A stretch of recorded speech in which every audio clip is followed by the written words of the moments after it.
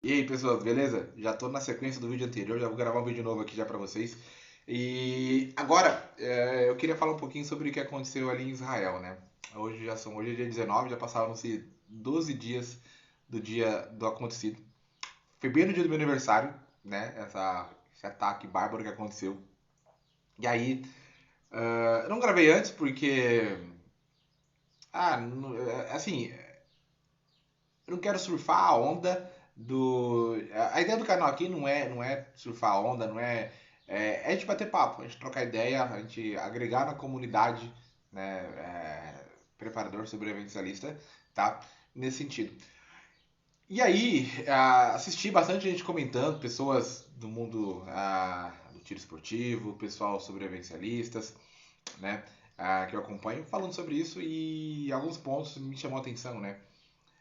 O primeiro ponto que me chama a atenção é a questão da preparação para a defesa, que ali seria um caso típico de você se defender, né? Claro que ali a gente está falando de terroristas com armamento, tudo bem que eram armas velhas, né? Eram os cacareco velho lá, mas, porra, eram armas fortes, né? Pra você atacar várias pessoas, mas olha que estranho.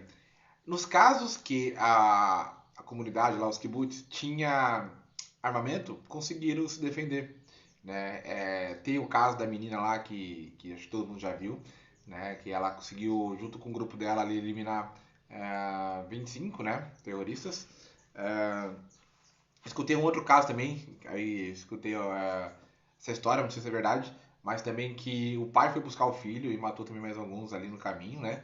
Então, você ter meios de se defender. Porque assim, gente, entenda uma coisa, o Estado ele não é onipresente, né? Ele não vai estar a todo tempo. Até ele chegar, já aconteceu a barbárie. Né? Costumo dizer que a polícia, e não falando mal da polícia, mas é um fato, muitas das vezes a polícia chega só para tirar o pedido. E você tem que se defender.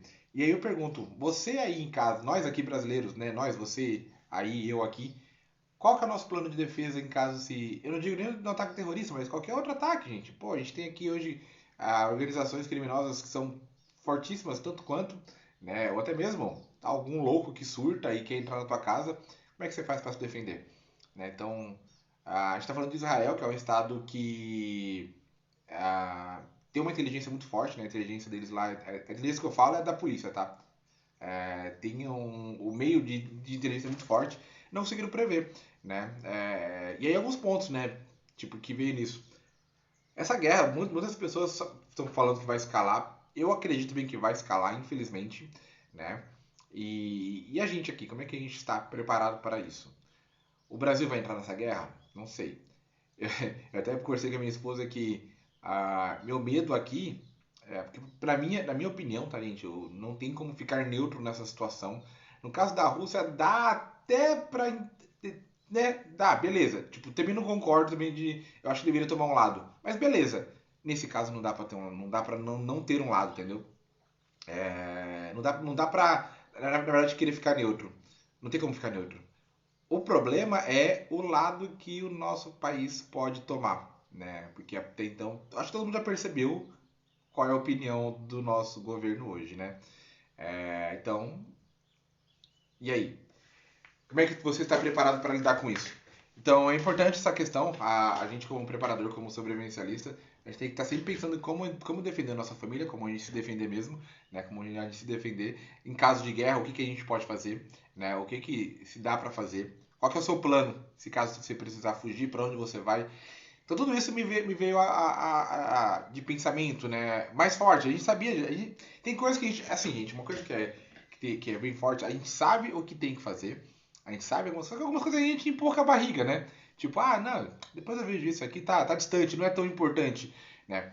E depois dessa aconteceu, assim, me deu um start nesse sentido de pensar nesse ponto de planos e ter pessoas junto com você para ajudar, né? Isso eu acho importantíssimo a gente ter planos e colocar em prática, tá, gente? E treinar e conversar e executar. Porque não adianta você ter planos e só ter planos, entendeu? Se você não treina aquilo, não é um plano. Pode ser que dê certo, pode ser que a chance de não dar certo é muito maior, porque você não executou, né? Então é bem complicado, tá? A gente tá passando por tempos difíceis nesse sentido de guerra. A gente não, na verdade a gente aqui tá de boa ainda, a gente tem tempo para poder fazer as coisas. tempos difíceis está passando o pessoal lá em Gaza, o pessoal lá em Israel, né? Gaza que eu falo são os civis, tá? Os terroristas lá, eu quero que...